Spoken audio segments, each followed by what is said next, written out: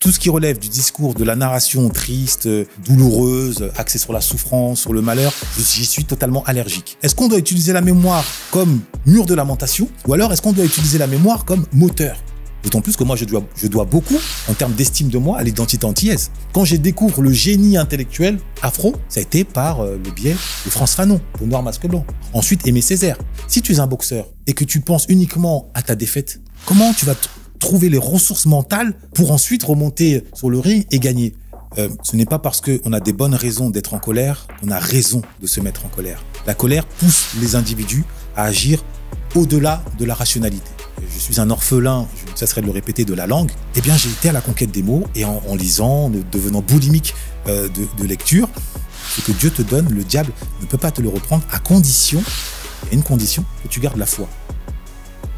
Tu nous as fait un joli cadeau tout à l'heure, justement, en parlant un peu du contexte de ce qui se passe aux Antilles. Et donc, ça me donne envie de rebondir sur la dernière fois où on s'est retrouvés ensemble sur un plateau. Notamment l'interview avec Monsieur Ely Domota qui a fait énormément de bruit. Est-ce que, déjà, quels ont été les retours que l'on t'a fait, toi, par rapport à cette émission et surtout, qu'est-ce que tu as pensé globalement de ce qui s'est passé? Alors, 3 choses. La première, c'est le contexte d'enregistrement de l'émission. Bon, beaucoup ne le savent pas. Les funérailles des tabous, on enregistrait tous les trimestres, une fois, durant tout un week-end. Et on enchaînait 6 à 7 enregistrements par jour. Et en l'occurrence, l'émission avec Monsieur Domota et d'autres est arrivée en termes d'enregistrement à la fin de la journée. Autant vous dire que j'étais sur les rotules. Cette émission enchaînée d'1h30, j'étais assez fatigué, déjà d'une part.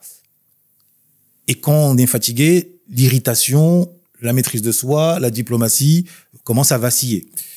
Ça, c'est la première chose, donc le contexte. Ensuite, le contenu même de l'émission. Moi, j'ai toujours fait la promotion de l'élévation de soi par soi, de l'autodétermination et de façon plus large de ce que j'appelle l'afro-herculéisme.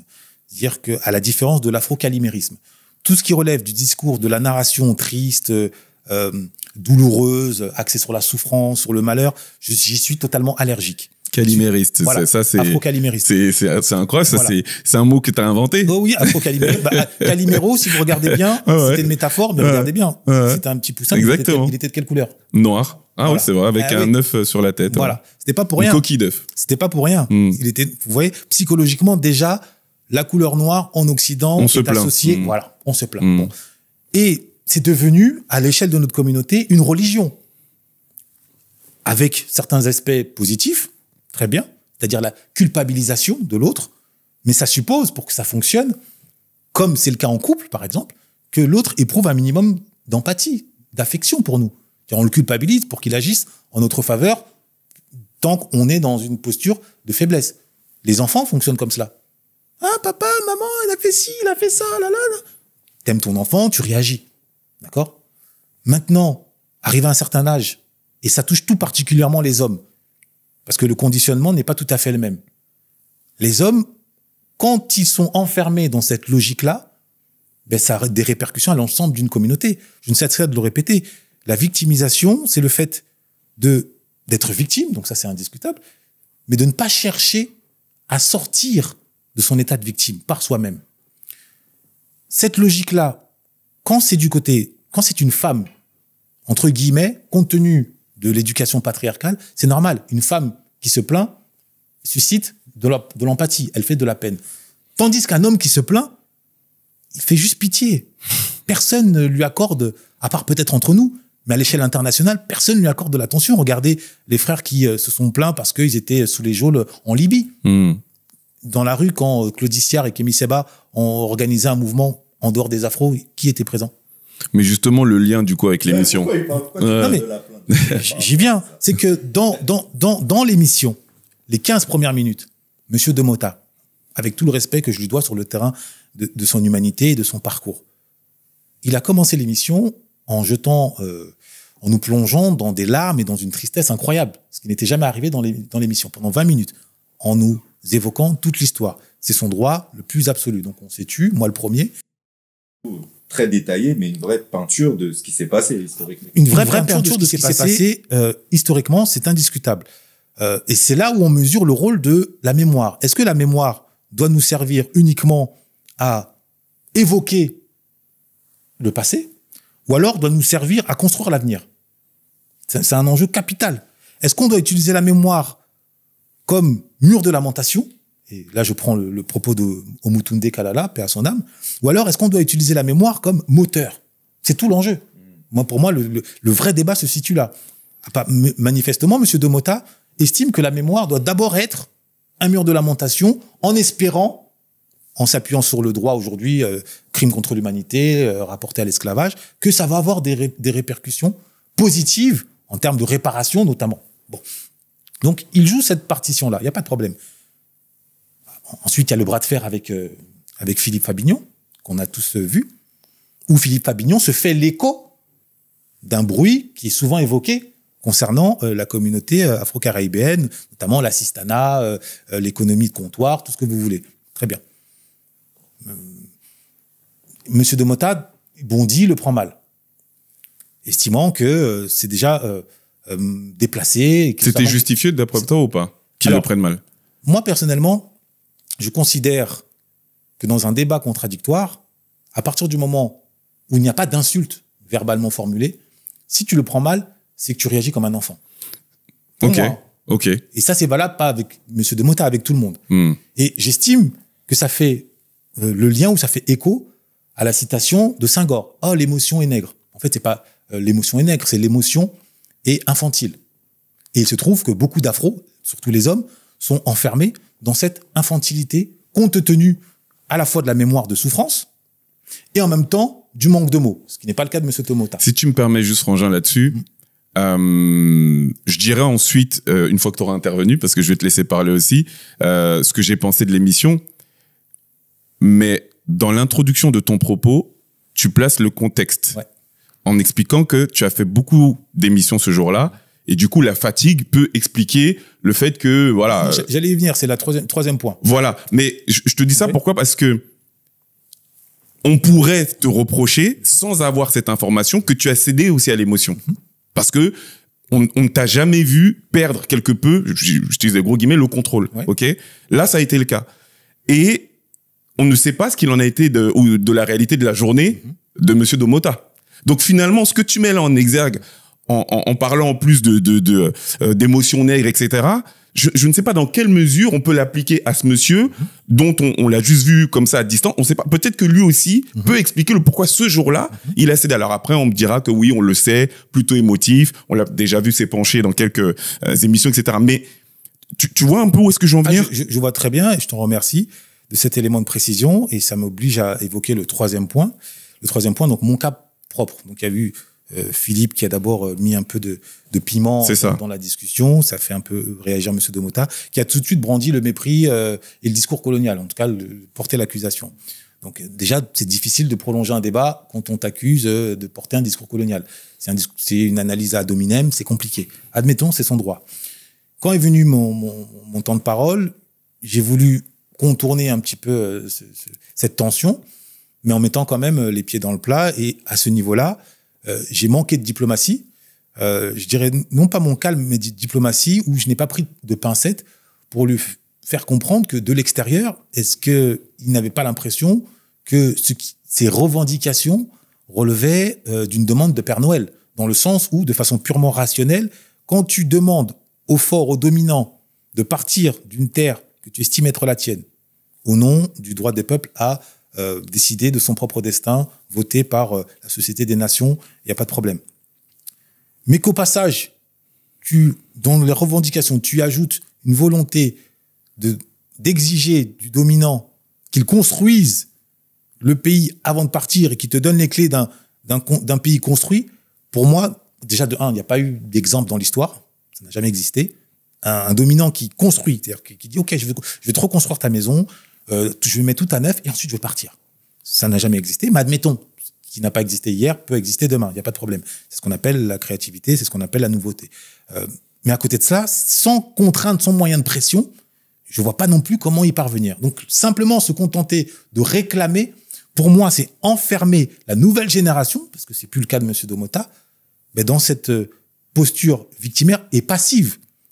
C'est à cet égard que, si c'était à refaire, j'utiliserais peut-être pas les mêmes termes, mais le fond resterait le même, parce que j'ai toujours tenu avant cet échange avec Monsieur Domota, et je tiendrai toujours. Et j'ai conscience que ça va m'attirer des foudres de certains des nôtres qui sont, je le répète encore une fois, dans le contexte français, qui sont plus français qu'afro, si je puis dire. Ils sont prisonniers, comme les agriculteurs, comme les gilets jaunes, comme les féministes, donc vraiment comme les juifs, parce que souvent on me dit, ouais, mais les juifs, bon. En France, la victimisation, c'est une religion. Est-ce que le frère peut te répondre? Tu veux peut-être répondre dessus, parce que j'ai tellement de choses que j'ai envie de dire, mais peut-être que tu veux rebondir. J'ai pas envie de répondre, et peut-être qu'après je témoignerai du ressenti que j'ai eu sur le plateau, parce que j'étais aussi présent et j'ai vécu les choses d'une certaine façon. J'en ai jamais parlé en public, donc je vais peut-être dire ce que j'en pense après. Mais moi, ce que j'aimerais savoir surtout, c'est dans un premier temps, en ce qui te concerne, quel a été ton sentiment à la fin de cette émission? Alors, une tristesse, puisque ce qu'il en ressortait, c'est que ça donnait l'impression que l'Africain tire ou se moque de son frère antillais. Donc en définitive, ça réouvre ou ça alimente une plaie, alors qu'on s'efforce par ce qu'on fait, par nos énergies, par nos initiatives, de construire une unité qui dépasse ces frontières géographiques. Donc j'ai eu conscience de cela en voyant les retours. 90% des commentaires, c'était « Ah, il lui a manqué de respect, voilà, c'est l'Africain, machin ». Donc ça, je le déplore, je ne vais pas m'en réjouir. D'autant plus, et je l'ai dit dans une émission, mais qui sera diffusée tantôt, d'autant plus que moi, je dois beaucoup, en termes d'estime de moi, à l'identité antillaise. D'accord. Jeune, jusqu'à mes 15-16 ans, je disais que j'étais antillais. Parce que dans l'imaginaire français TF1, l'Afrique, c'était la misère absolue, c'était l'Éthiopie, c'était on meurt de faim, c'était le riz, c'était We Are the World, c'était catastrophique. Donc voir dans le visage des autres ce que ça évoquait, je m'en détachais, je fuyais, et le meilleur refuge, c'était l'antillais. Donc je disais que j'étais antillais. Donc je dois, en termes d'amour-propre, énormément à l'identité antillaise. Ensuite, quand j'ai découvert le génie intellectuel afro, qu'on ne nous présente pas à l'école, en tout cas en mon temps, ça a été par le biais de Frantz Fanon, Peau noire, masque blanc. Ensuite, Aimé Césaire. Donc moi, Fanon et Césaire. Ouais, voilà, exactement. Donc effectivement, inversement à la parution. Donc moi, je dois énormément à l'identité antillaise, et je ne parle pas du reste, d'accord, sans rentrer dans les détails.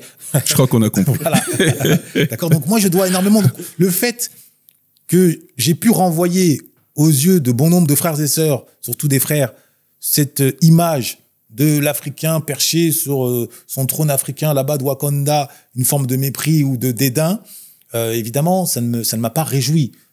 Ça, c'est donc sur le plan émotionnel, je suis pas sorti avec le sourire. J'ai tellement de choses là qui me viennent que j'ai envie de dire, et on est quelque peu, enfin le temps tourne. Précisément, tu sais ce que tu as pu dire sur, enfin, je vais commencer par dire que nous sommes des hommes d'action, ok, et ce que tu prônes quant au fait, et c'est comme ça que je t'ai introduit, qu'il faut valoriser et mettre en avant les personnes qui font, je suis 100% d'accord avec toi. Il faut qu'on en parle à un moment donné aussi, parce que aujourd'hui, avec Maître Mbeko, vous êtes à la tête d'une nouvelle émission baptisée La Librairie africaine, et j'ai regardé effectivement la première émission qui a été diffusée, où à un moment donné, il y a eu un débat ou un échange, en tout cas, entre, j'ai oublié comment elle s'appelle. Marie-Fidèle. Marie-Fidèle, voilà. Salue. Voilà. Très pertinente. Marie-Fidèle, effectivement. Et le reste, quelque peu du plateau, où elle mettait en avant le fait que, il faut avoir à entendre que d'autres personnes n'ont pas les mêmes armes que les faiseux, comme on les appelle, et que la simple parole doit pouvoir être non seulement entendue, mais également respectée.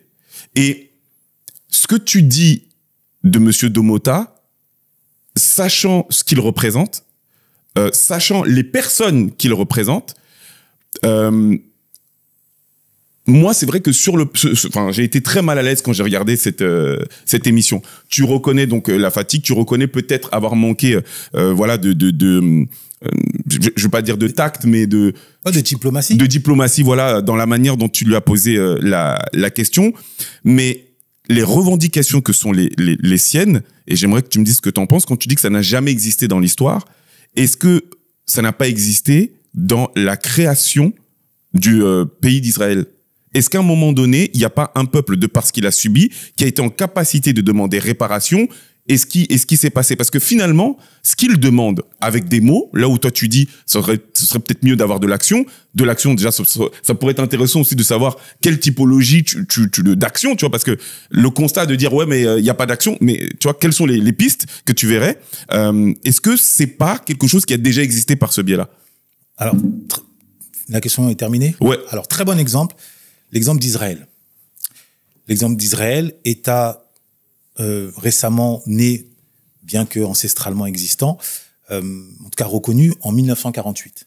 D'accord? Avec à sa tête David Ben Gourion. Très bien.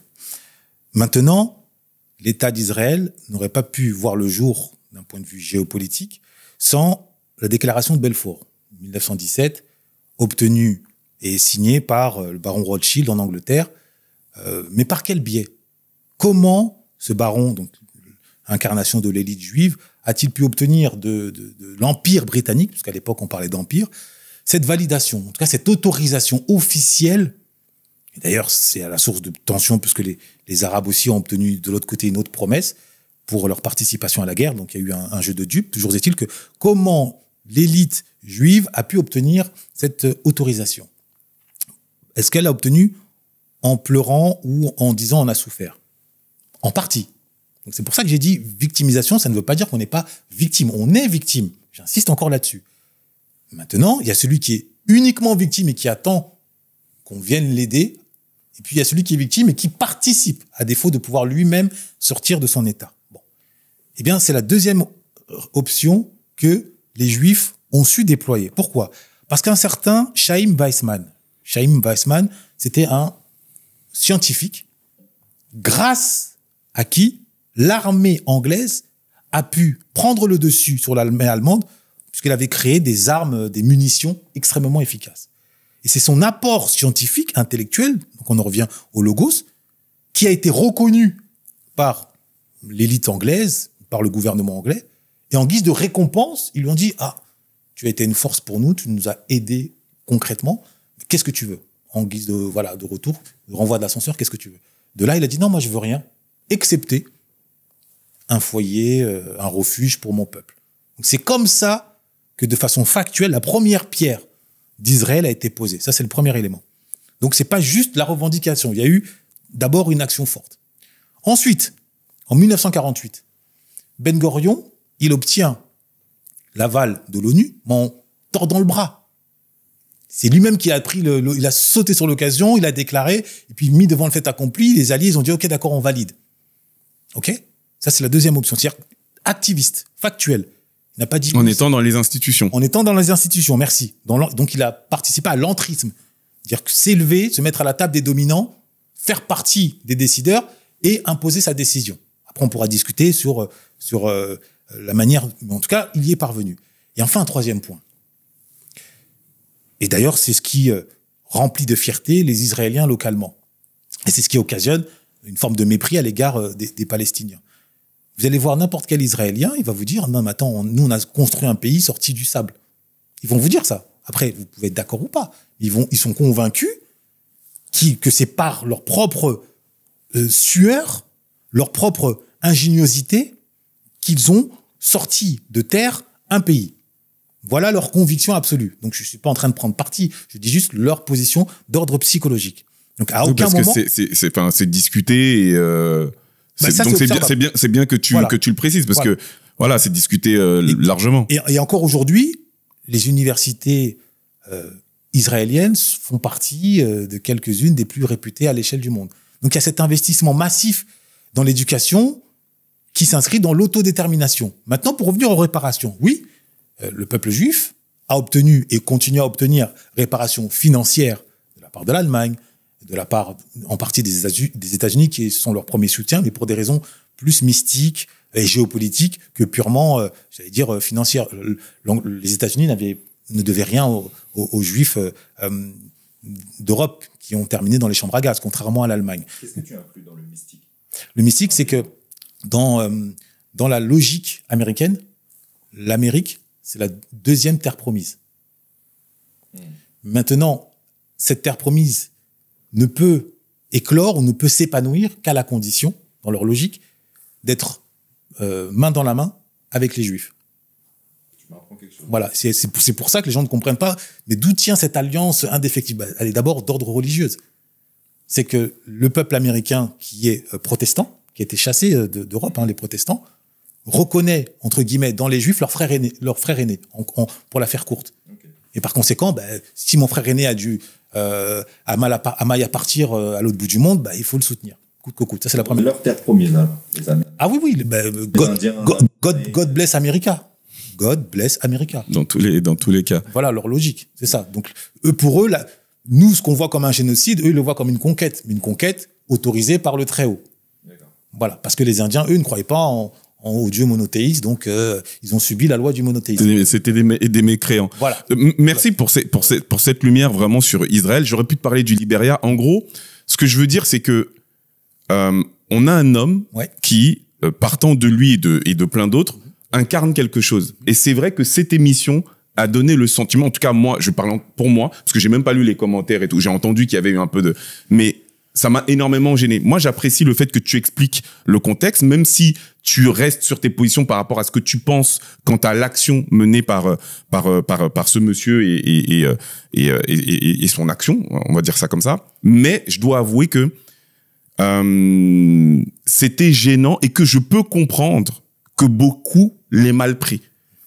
Parce que, en plus, c'est sorti à un moment donné assez mal choisi.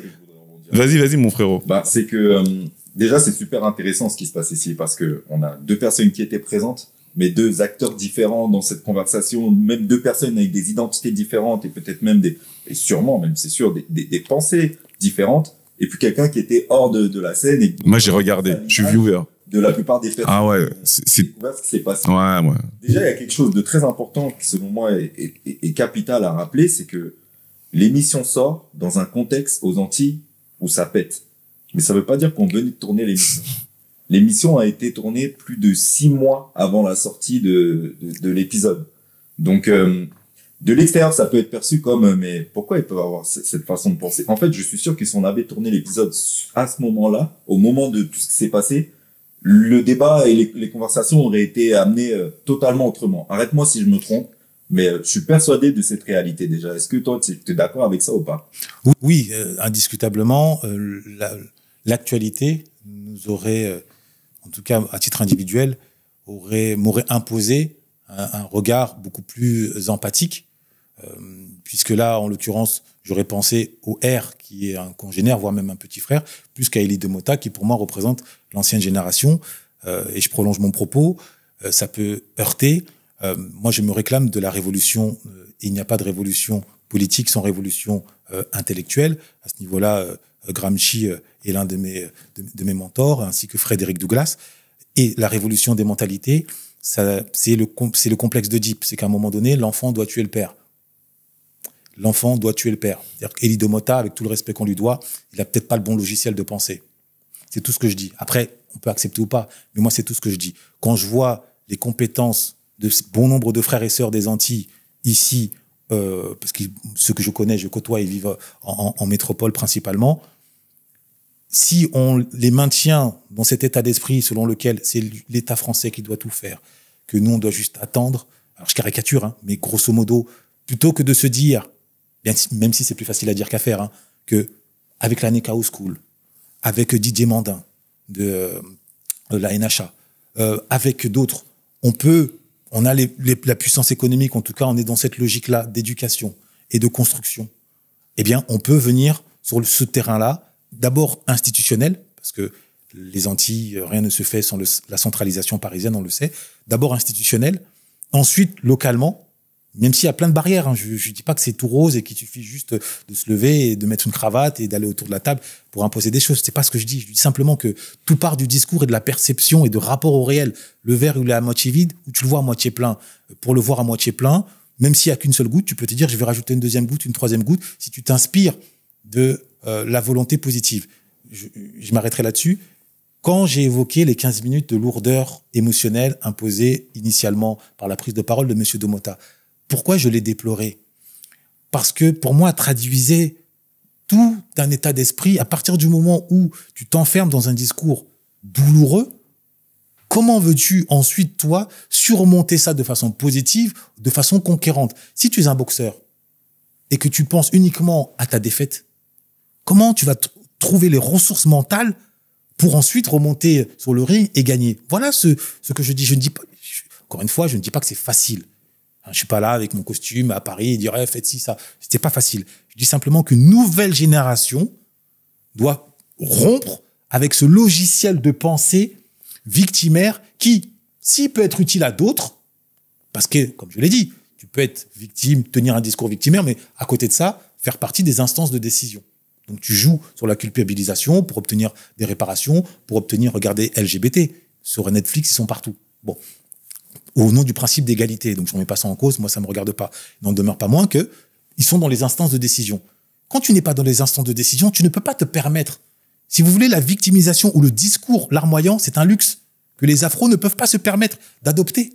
Nous l'adopterons, peut-être nos petits-enfants, à la limite, quand ils auront grandi à l'abri du besoin, à l'abri de l'impulsivité, à l'abri de la rage et l'autodestruction. Là, ils pourront dire, ouais, attends, c'est pas juste, on n'a pas obtenu ici, ça. À la limite. Mais au moins une génération doit se sacrifier, se retrousser les manches, mais exactement comme vous faites. L'année Chaos School, vous avez organisé un gala. Un gala. Beaucoup ont dit, gala, qu'est-ce que c'est? Ok, d'accord. Il y a un an, qui aurait misé sur votre gala?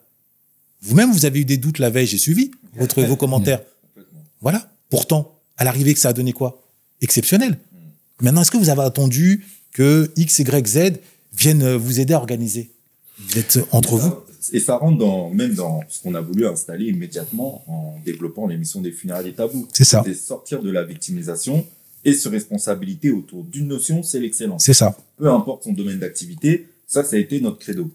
Maintenant, il y a ce que nous, on installe et les valeurs que l'on défend, mais il y a aussi ce que d'autres personnes peuvent représenter. Moi, je veux vraiment dire ce que j'ai ressenti sur cette émission. Déjà, d'une, c'est que ces fameuses 15 minutes dont tu parles d'Elie Domota m'ont semblé, moi, importantes. Importantes pourquoi? Parce que j'ai trouvé ça important que lui puisse exprimer quelles sont ses connaissances. Déjà, il faut être conscient que moi, en tant qu'entier, je suis au courant de tout ce qu'il a dit, je le savais déjà. Mais il y a des personnes qui découvrent ces choses-là en regardant les funérailles des tabous. Et il est tellement rentré dans le détail que moi, j'ai réellement trouvé ça intéressant, même si effectivement, il y a une dimension victimaire. Mais c'est parce qu'avant tout, il ne faut pas l'oublier, nous sommes victimes d'une situation. Donc, j'ai trouvé ça important qu'il puisse le rappeler.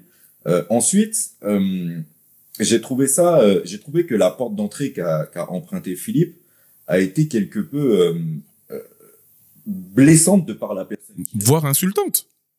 Moi, je le dis en tant que viewer, personnellement. Tu l'as interprété comme ça. Moi, je me dis qu'on aurait pu emprunter une porte tout autre parce que je trouve que aller remettre en question la profession de Domota quand on sait tout ce que Domota a sacrifié dans sa vie et dans son parcours pour être qui il est, ça aurait pu être amené autrement. Et j'ai compris le fait qu'il soit blessé, d'autant plus que moi j'ai de l'expérience avec les anciens aux Antilles et je pense que c'est important à un moment donné de montrer du respect envers les anciens tout simplement, même au niveau de la forme et au niveau de la façon dont tu souhaites t'adresser à eux. Après, quand même, il y a quelque chose, c'est qu'on est sur le plateau des funérailles des tabous et qu'on a installé une identité sur les funérailles des tabous qui est que l'on peut débattre de tout et que tant que l'on ne s'insulte pas, effectivement, tu te dois de maîtriser tes émotions et de pouvoir exprimer. Donc, il y a un vrai, on n'est pas obligé d'eux, mais en même temps, de l'autre côté, sa réaction est dommage. Parce que le mec, il tombe à 100% dans l'émotion et la vérité, c'est que il ne pouvait plus rien entendre. Et que derrière, les réflexions que tu lui as faites, je pense que sans cette vexation qu'il a eue au départ, il serait pas tombé dans la colère. C'est qu'il était déjà atteint, en fait, tu vois. Et il ne pouvait plus rien entendre et je trouve ça dommage parce qu'effectivement, même si c'est vrai que tu l'as un peu piqué, que tu as peut-être, comme tu le dis, manqué de diplomatie, il n'y avait pas de quoi monter à ce point-là.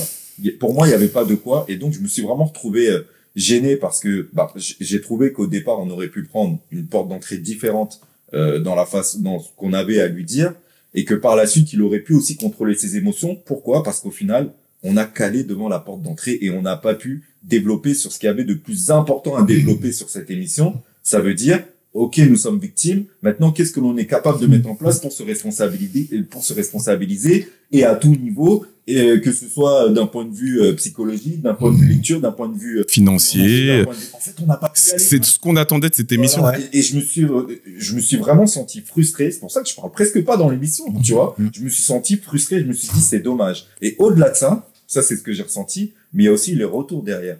Une fois que l'émission est sortie, et on en a fait des émissions, notamment à scandale, entre guillemets, où énormément de personnes ont parlé, ont réagi.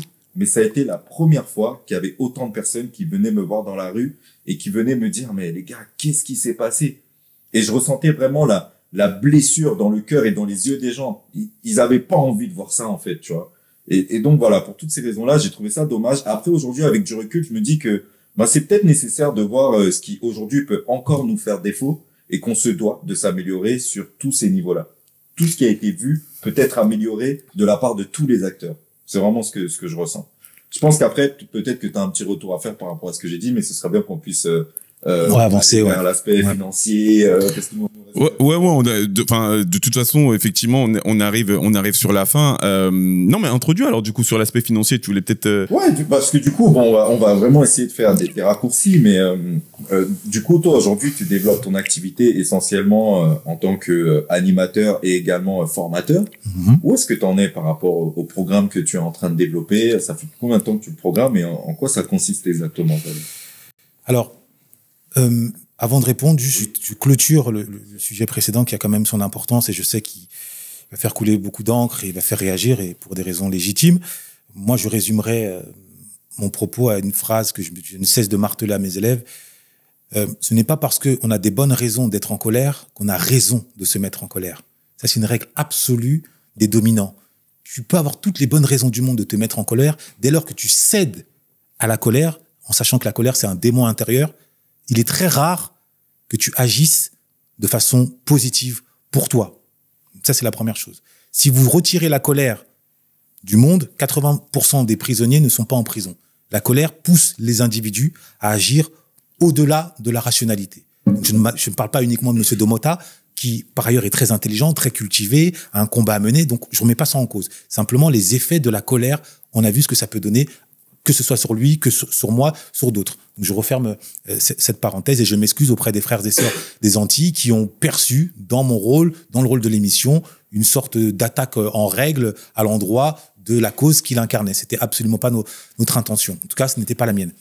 Maintenant, pour ce qui est de mon œuvre, de ma mission, qui consiste à transmettre, elle part d'abord, tu le sais, d'une réalité personnelle. Je suis un orphelin, je ne cesserai de le répéter, de la langue, comme beaucoup de ceux qui ont grandi en Île-de-France, en tant qu'afro, banlieue HLM, 300 mots de vocabulaire, et ça, c'est pas moi qui le dis, c'est Ben Tolila, c'est des linguistes, c'est le langage Weshta capté, aujourd'hui incarné par un Gazo ou par d'autres. En tout cas, c'est le langage pauvre qui nous empêche de déployer notre plein potentiel, notamment sur le plan académique. On ne peut pas écrire de dissertation, et à partir de là, bien, tous les métiers auxquels on pourrait aspirer compte tenu de nos compétences ou de nos goûts propres, bien, nous sont fermés, nous sont interdits. On ne peut pas devenir avocat, juge, médecin, docteur. Pourquoi? Parce que tout ça nécessite des examens écrits. Et avec 300 mots, c'est totalement proscrit. Bon.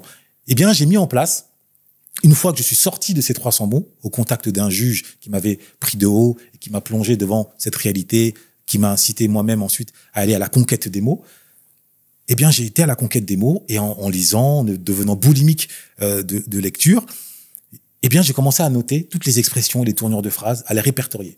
Année après année après année, ça m'a pris à peu près 10 à 15 ans, même 12 ans.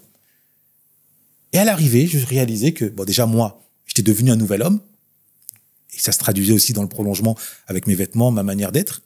Et c'est la raison pour laquelle aussi, certains se demandent, mais est-ce que dans mon sang, j'ai de la glace? Comment se fait-il que je me maîtrise autant? C'est parce que j'ai une certaine maîtrise des mots et des règles de logique et de structure et de rhétorique qui me font comprendre que les mots sont encore plus puissants que les pectoraux. Et bien, une fois que j'ai acquis ce super pouvoir-là, que possèdent, je suis pas le seul, hein, tous les avocats, tous les chefs d'État plus ou moins dignes de ce nom. Regardez Poutine, avec quelle froideur il a fait trembler l'Occident, de manière très calme. Il n'a pas hurlé, ouais, vous allez voir ce que vous allez voir. Très, très calme. Il a dit, ah bon, faites ci, ça. Regardez ce qui va se passer. Bon, d'accord? Donc, la froideur au service de l'action. Eh bien, j'ai compris que ma méthode pouvait servir à d'autres. Donc, je l'ai peaufiné, je l'ai élaboré. Et c'est comme ça que je suis devenu formateur depuis 7 ans. J'ai eu accès dans la foulée, grâce à Dieu, à un centre de formation où j'ai pu mettre à l'épreuve, passer de la théorie à la pratique de manière concrète. Centre de formation, c'était Action, Prévention, Sport, APS à Champigny, où j'ai fait la rencontre de frères antillais, Melvin et Miguel, que je salue, des frères d'une intelligence rare et avec lesquels j'ai aussi découvert certains aspects de la culture antillaise et avec lesquels aussi je me suis rapproché sur des raisonnements. Eh bien, j'ai pu diversifier et catégoriser mon enseignement. Le frère en est témoin. Il y a des éléments qui sont utiles pour devenir historien dans mon enseignement, qui relèvent par exemple du langage vraiment soutenu, des verbes robustes, mais qui ne sont pas utiles pour un chauffeur Uber par exemple. Donc j'ai catégorisé, j'ai vraiment diversifié mon offre au point de mettre à jour une dizaine de modules. D'accord ? Une dizaine de modules dans des formations groupées ou individualisées. Et puis, tout récemment, notamment en discutant avec le frère, j'ai aussi pris conscience de l'importance de développer le e-learning, donc des formations en ligne, qui permettaient à tout un chacun d'y avoir accès. Déjà, en termes de prix, c'est plus avantageux, et en termes de disponibilité aussi, c'est beaucoup plus avantageux. Voilà pourquoi je vous annonce que j'ai développé 2 formations en ligne, d'ailleurs que j'ai enregistrées ici, notamment dans ces locaux, des locaux bénis, 2 formations, l'une dédiée au développement de son plein potentiel intellectuel en maîtrisant les règles de la logique, et l'autre dédiée à la maîtrise de ses émotions. Donc, comment gérer les conflits en utilisant une méthode qui a fait ses preuves, la communication non violente. Et ça, c'est implacable. C'est une méthode, quand tu l'utilises point par point, tu l'appliques, à moins que ton interlocuteur avait déjà l'intention d'en découdre avec toi et chercher juste une excuse, eh bien, tu évites, tu transformes tout bras de fer en poignée de main, à défaut de le transformer en hug. Voilà. Donc là, j'ai développé en ligne ces 2 formations. D'autres viendront.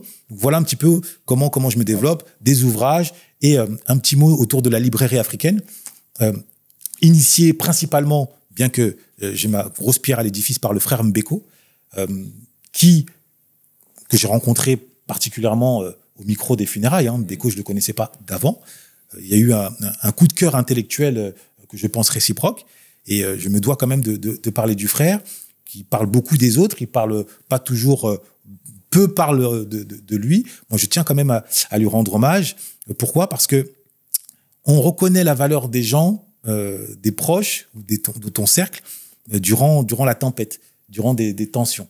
Quand il fait beau, quand il y a du soleil, tout le monde vient au barbecue. D'accord ? Quand il y a des inondations, qui va venir chez toi t'aider à sortir les meubles et à les sécher. Vous voyez ? Quand une certaine polémique a essayé de me mettre dans le trou il y a 2-3 mois, où un espèce de Louis Farrakhan de Witch a voulu, que j'appelle le panafricain de Barbès, a voulu on te laisse la responsabilité.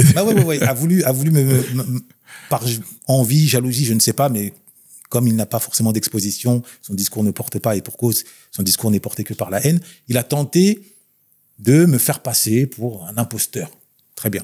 Alors même, sans rentrer dans les détails, alors même que mes actions, que ce soit mes formations, mes élèves qui le prouvent, ou mon action à travers les funérailles, enfin, tu peux penser ce que tu veux de moi, mais moi, factuellement, qu'est-ce que tu dis contre cela ? Bon, il a tenté de me mettre dans la sauce.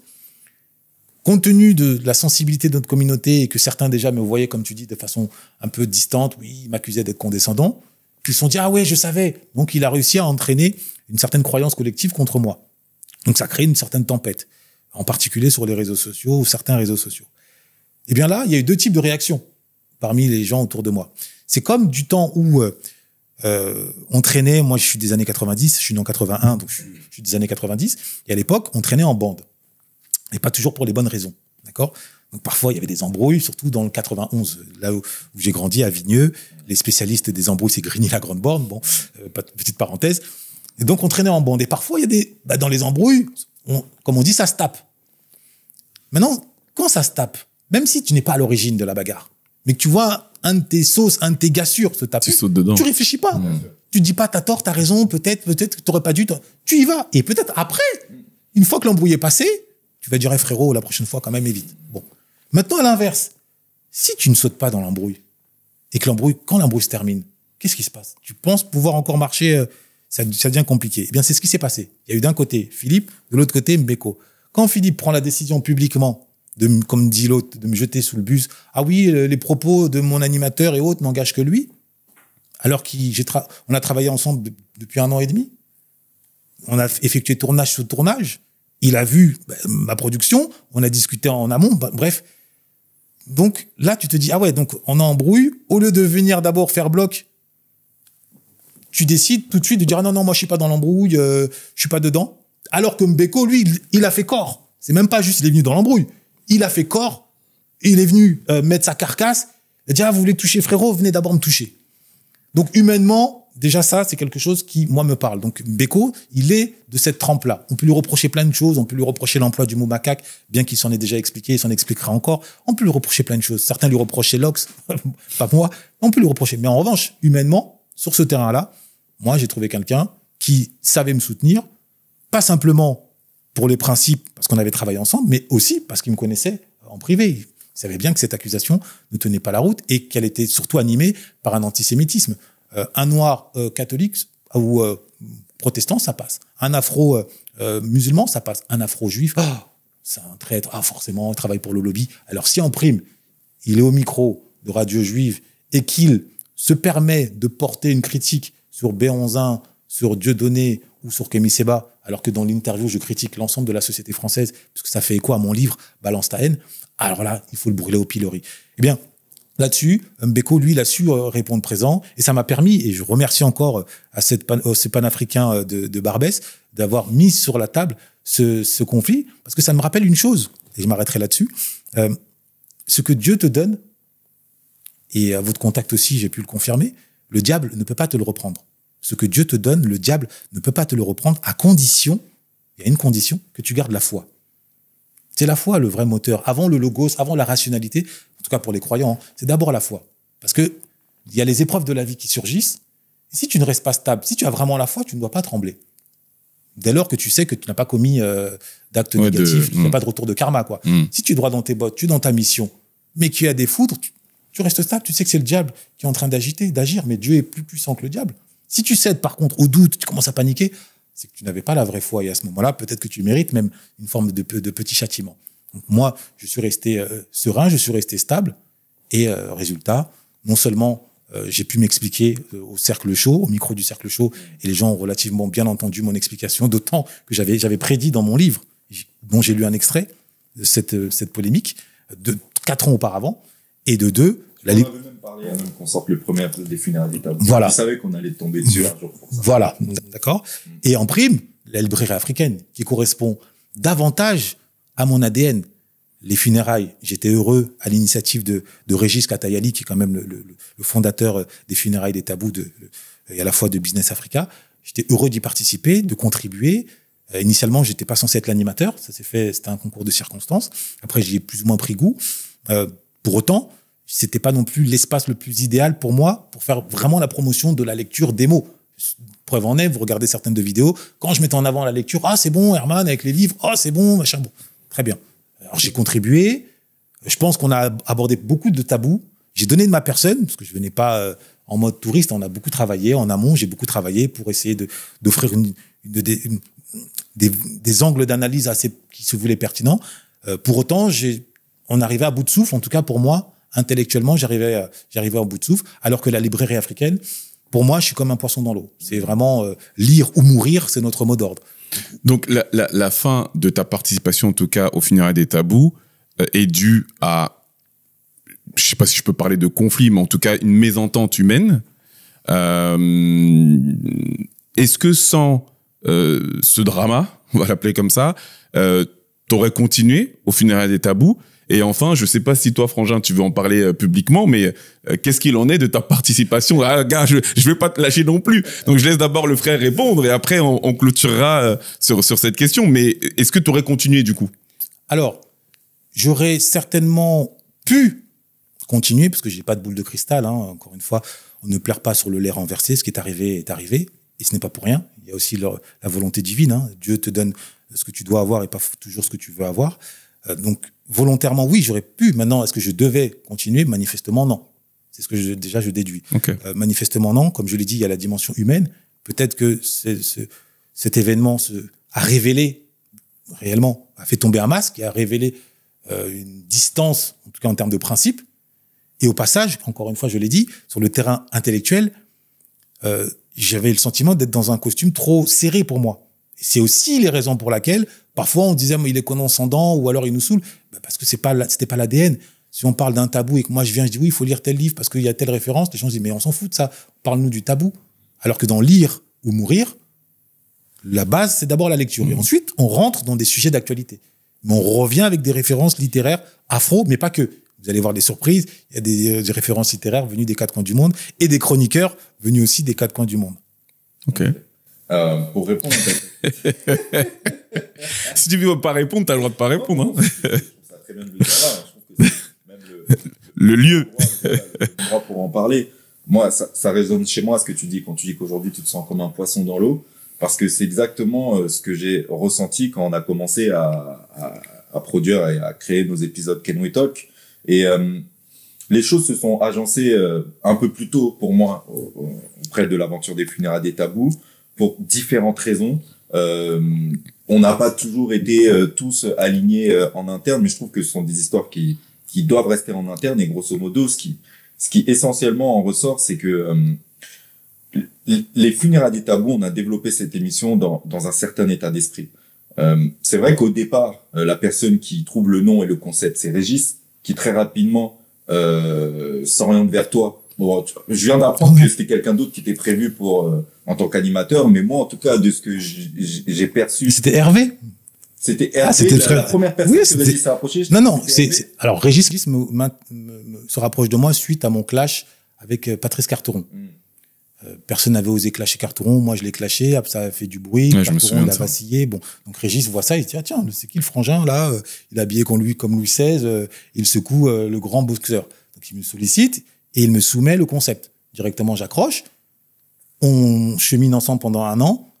Donc l'idée germe à ce moment-là et je devais effectivement, mais sauf que je devais être seul ou avec éventuellement une personne. Après, compte tenu du Covid, le concept on l'a mis dans le tiroir. Et c'est Hervé que l'on salue, voilà, que l'on salue, qui nous a réunis au terme de Business Africa dans l'optique d'un projet de grande envergure.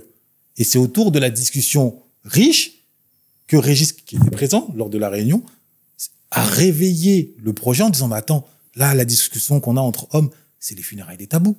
Et c'est comme ça qu'on a décidé tous ensemble, les frères, on a pris le parti de se lancer dans cette belle aventure et en affinant au fil des épisodes, au fil des saisons, les rôles des uns et des autres. Et donc moi, j'arrive sur l'édition de Business Africa où effectivement Hervé, que je connaissais depuis une dizaine d'années parce que je l'avais croisé au Canada, me dit qu'il a envie qu'il a discuté avec Régis et qu'ils ont eu pour idée de développer un média qui serait développé par des membres de la communauté, qui en avaient marre d'être présentés sur les plateaux des autres et de se mettre à chaque fois à genoux pour intervenir sur les plateaux des autres, qu'on devait créer notre propre plateau, notre propre média, notre propre plateforme, avec chacun son domaine de compétences, sachant que toi, tu as la partie finance et business, que moi, je connais quelqu'un qui s'appelle Ludovic, qui a plutôt la partie débat, etc. Littéraire.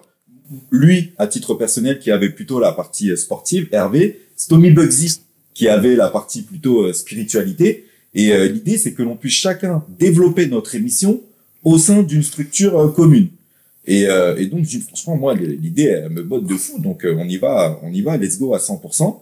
En vient cette première réunion, où au cours de cette première réunion, on se met d'accord sur le fait que même si on a chacun envie de développer nos médias avec nos structures, il faut que l'on puisse tous se rassembler, parce qu'effectivement, ça a été comme une explosion. Ce qui s'est passé lors de cette première réunion, c'est que clairement, ça diffusait dans tous les sens. Il y avait du débat, il y avait des champs d'idées, c'était assez incroyable. Et on s'est dit, ben les gars, là, rien que la conversation qu'on a, il suffirait de mettre une caméra. Et effectivement, Régis qui dit ça, c'est le concept des funérailles des tabous. Et donc, nous, on se dit stratégiquement, il faut que l'on puisse tous se rassembler autour de la caméra, autour d'un concept, un épisode pilote, pour que ça puisse faire son effet. Et derrière, chacun développe son concept. Et c'est pour ça que je trouve que dans le fond, même si on a respecté déjà les funérailles des tabous, déjà il y a eu un buzz au départ auquel moi je ne m'attendais pas du tout, ça a démarré très fort. Et même si on a tous un peu considéré ça comme notre petit bébé pour différentes raisons, je trouve qu'aujourd'hui les choses sont très bien faites parce que effectivement je te trouve comme un poisson dans l'eau dans la librairie africaine, je me trouve comme un poisson dans l'eau dans l'émission qu'on développe ensemble. Et je trouve aussi que Philippe aujourd'hui, qui n'était pas là au début, Nimbeko, mais Philippe est aussi comme un poisson dans l'eau quelque part avec ce qu'il a récupéré aujourd'hui des funérailles des tabous, puisque je trouve qu'il fait du bon boulot. Tu vois, avec les nouveaux chroniqueurs, ça permet de permettre à de nouveaux talents d'être émergés. Ça respecte quelque part la base que l'on a voulu installer auprès de cette émission des funérailles des tabous. Ça permettra donc à de nouvelles personnes de pouvoir développer leur propre écosystème derrière. Et nous aujourd'hui, on a pu aussi développer notre propre écosystème. Donc voilà, je trouve effectivement comme toi que on dirait qu'il y a une espèce de volonté divine qui fait qu'au final, les choses sont très bien faites. Donc, je ne suis plus chroniqueur, effectivement, aujourd'hui, des funérailles des tabous. J'ai eu une conversation avec Philippe où je lui ai dit que je préférais me concentrer sur ce qu'on développe aujourd'hui parce que ça nous prend énormément de temps, énormément d'énergie. Et je trouve au final que Philippe, de par son expérience, est la bonne personne pour poursuivre cette émission de la façon dont il le fait, quoi. Ce n'est que mon opinion. Non, mais très bien. En fait, il y a tellement de choses que je voulais notamment entendre autour de vu que tu mets en avant l'écriture, la lecture. Tu es auteur de 2 ouvrages, si je ne m'abuse. 4 essais, 2 romans. D'accord. Moi, j'avais Prison et Balance ta haine, mais ok. Donc avant, il y en avait 2 autres. La bénédiction de Cham. D'accord. Qui casse le bras à la prétendue malédiction de Cham. Donc, en gros, j'explique, le peuple afro, il n'est pas maudit. Il est maudit, mais maudit par l'homme, béni par Dieu. Okay. Comme on l'explique dans le Talmud, soit dit en passant. Premier ouvrage, c'est Les flammes de la révolte, où j'offre le portrait, je brosse le portrait psychologique de la Kaira attitude, de la ghetto attitude que je déplore, que je décris pour permettre aux uns et aux autres de s'en libérer. Donc, beaucoup, et je m'arrête là-dessus parce que c'est important, beaucoup des frères banlieue HLM dont je suis issu pensent que je les prends de haut quand je parle du langage et du verbe, alors que c'est pas le cas. Moi, je suis un médecin qui diagnostique le cancer. Ça veut pas dire que j'applaudis à l'émergence d'un cancer. Ça veut simplement dire que je pose un regard froid, légitime, parce que je suis un ancien malade atteint du cancer et qui ensuite a appris la médecine. C'est ce qui me permet peut-être de prendre moins de pincettes, mais pour dire les choses telles qu'elles sont. Nous devons tuer la Kaira attitude, la ghetto attitude qui est en nous pour faire émerger l'afro-compétent, l'afro-noble, l'afro-Sundiata Keita, l'afro-Adzinga qui est en nous. En tout cas, je voulais t'entendre sur l'IA, les projections justement de cette nouvelle formation sur 2025. Mais bon, je pense que au pire, ça sera une partie 2, ouais, franchement, avec grand plaisir. Avec très grand plaisir également. Je vais peut-être laisser le frangin conclure. Non, au-delà de conclure, ce serait bien quand même que l'on puisse respecter les coups de cœur. Parce qu'à la fin de chaque épisode, on aime bien quand même parler d'un coup de cœur. Alors peut-être que t'en as pas, mais un coup de cœur, ça peut être un ouvrage que tu as lu, une expérience que tu as vécue récemment, une phrase, un mot, un film que tu as regardé. Voilà, quelque chose que tu aimerais partager avec le public et qui t'a marqué, tout simplement. Et voilà, on partage notre coup de cœur et ensuite on finit l'émission. Est-ce que tu as quelque chose qui te vient? Oui. Il y a une chose qui me vient, c'est le parcours d'une certaine Dorothy Jan Tillman aux États-Unis, qui a à peine vingtaine d'années et qui a raflé la mise en matière de diplôme, en matière de compétences, en matière d'élévation. Elle incarne l'excellence afro, anti-victimaire comme personne. Aux antipodes d'une Cardi B, elle est très loin de la culture de la vulgarité et elle a pour rêve de créer des institutions dans une logique de transmission. Donc elle n'est pas non plus prisonnière de cet individualisme qui vise à recevoir tous les lauriers pour soi, à être sur un trône, à dire « regardez-moi comment je suis un génie ». Donc c'est fondamentalement un modèle duquel on doit s'inspirer, si ce n'était pas déjà le cas, c'est le génie individuel au service du collectif. Les États-Unis, la France et les grandes nations, en tout cas économiquement parlant, elles sont devenues ce qu'elles sont devenues parce que leurs cerveaux sont au service des nouvelles générations. Il n'y a pas de grand nom américain qui ne soit pas passé par le rôle de professeur dans les universités. Et dans bien des cas, encore aujourd'hui, ça nous fait défaut, même si il y a de l'évolution. Vous en êtes la preuve, la Nekao School. Je pense à Christian Happy en Afrique. Je pense à Fred Swaniker, qui a créé, après avoir été aux États-Unis à Google, a créé aussi l'African School University, Leadership University. Donc, fondamentalement, le terrain de la transmission, avec un trait d'union transmission, mission transcendantale, c'est fondamental pour notre génération. Nos parents ont fait ce qu'ils pouvaient faire avec les moyens qui étaient à leur disposition, avec le complexe d'infériorité que on leur a imposé à l'esprit. Maintenant, nous, qui avons grandi avec les Mathieu, avec les Mustapha, on sait que la couleur de peau ne détermine pas un destin, ne détermine pas une compétence. On sait que c'est le travail, c'est la détermination, c'est la discipline, c'est l'élévation, c'est la volonté, c'est le sens de l'organisation qui permet de faire la différence et qui permet de sortir de la fatalité. Il n'y a pas de fatalité, sauf celle que l'on accepte de subir. Moi, mon coup de cœur, pour faire très simple, c'est le fait d'avoir vu mon portefeuille exploser avec le Bitcoin qui a dépassé les $100 000. On est en train de vivre un bull run là exceptionnel. Donc, je pense à tous les membres de la Nekao School qui ont suivi nos conseils depuis avril de l'année dernière, avril 2023, qui eux-mêmes sont en train d'imprimer voilà des billets. Donc ouais, c'est historique. On a effectivement le leader de cet écosystème crypto qui a dépassé les 100 000. Et bon, je vais m'arrêter là, sinon je vais commencer à rentrer dans un cours. Mais voilà, c'est mon coup de cœur du moment. C'est important que tu le dises parce qu'en ce moment, on reçoit beaucoup de messages de la part de nos Nekao. C'est ça. On a des screens dans le groupe. Parce que je revois aussi la période où quand les marchés étaient assez bas, il y en avait qui disaient ouais, pour l'instant on investit, mais on voit que parfois c'est dans le rouge, comment ça se passe, et donc effectivement quand les marchés se portent bien, ça fait vraiment plaisir, ça fait du bien. Donc c'est important que tu puisses le rappeler effectivement. Moi je dirigerai mon coup de cœur sur la librairie africaine. Tout simplement parce que déjà je vous félicite parce que vous avez décidé vraiment d'entreprendre quelque chose qui selon moi est super important, c'est de mettre l'accent sur les livres qui représentent à chaque fois, enfin c'est beaucoup trop important en fait, il y a beaucoup trop de sources venant de notre passé que l'on peut retrouver à travers les livres, surtout que la première mission vous l'avez faite sur Cheikh Anta Diop, et que moi, ou Cheikh Anta Diop, je sais même pas comment on le dit, mais en tout cas une chose est sûre, c'est quelqu'un qui m'a à titre personnel profondément marqué, notamment dès lors que j'ai lu Civilisation Barbarie, et j'ai trouvé ça smart et classe que vous lui ayez dédicacé la première émission. Et en plus, je trouve que votre duo, Mbeko et toi, fonctionne super bien. Donc, je vous souhaite un maximum de réussite dans ce que vous êtes en train de développer aujourd'hui. Et juste un mot vraiment rapide.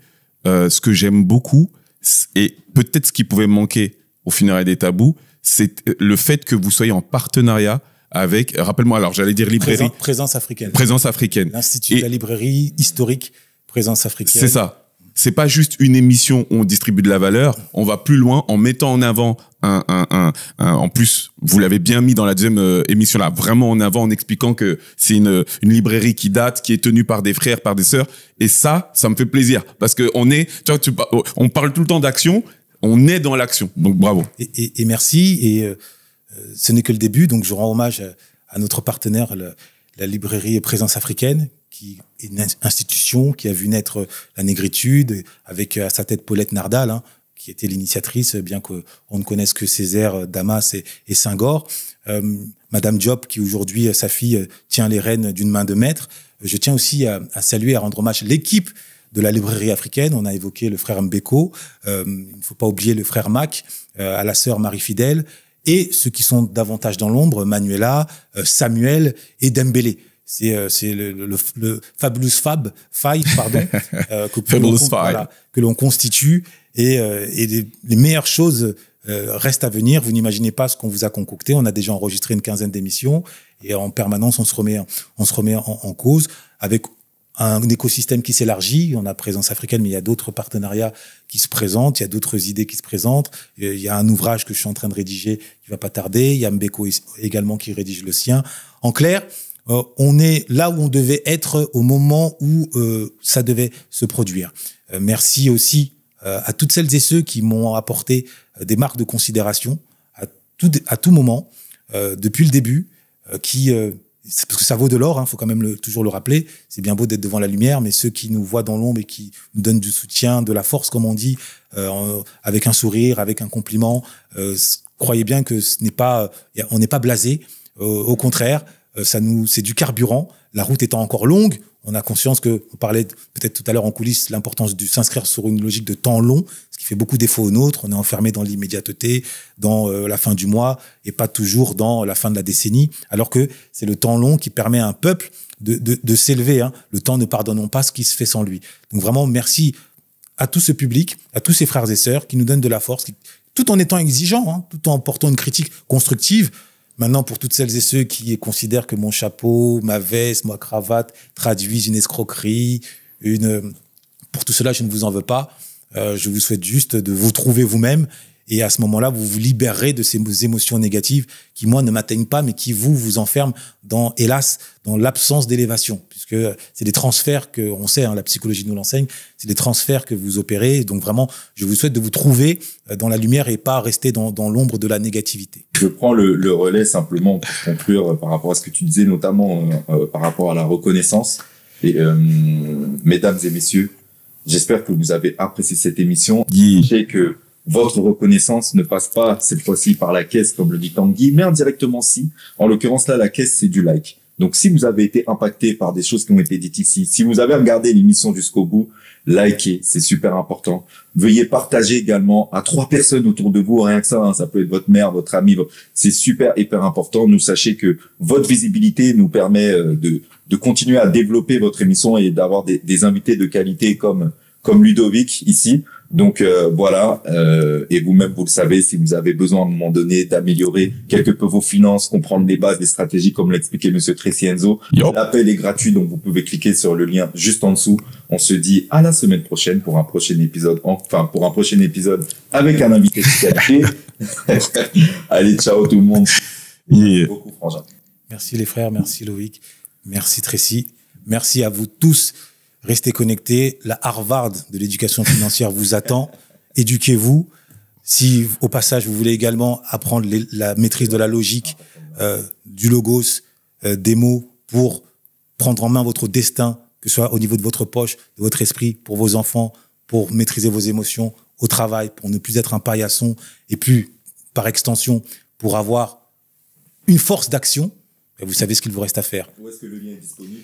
Le lien est disponible, que ce soit sur ma page Instagram ou sur la librairie africaine également. Magnifique. Voilà. Merci beaucoup.